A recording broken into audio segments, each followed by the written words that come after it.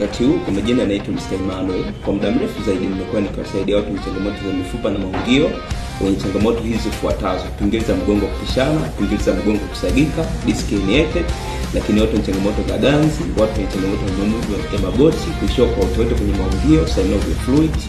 Hizo ni baadhi ya changamoto ambazo watu wenye changamoto za mifupa wanazipata na husababishwa na upungufu wa madini ya chuma, zile calcium na iodine, lakini pia mtindo wa maisha ambao watu wanaishi kutokana na matumizi ya vyakula ambavyo havijapita katika mchakato sahihi unaotakiwa, na kupelekea hizo changamoto kutokana na ongezeko la sumu mwilini linaloenda kuathiri mifumo mbalimbali ya mwili wa binadamu.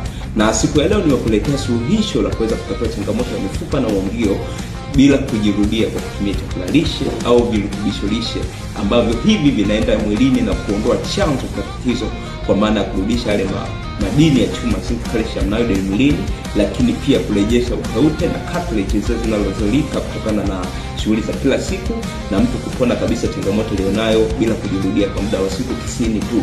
Kwa hiyo kama na changamoto ya mifupa na maungio, ushauri wangu siku ya leo kwako ni kwamba usitumie antibiotics kwa sababu hazimalizi au kutibu tatizo. Tumia virutubisho lishe kwa sababu ndilo suluhisho la kudumu la changamoto ilionayo bila kujirudia. Asante sana, karibu kwa suluhisho.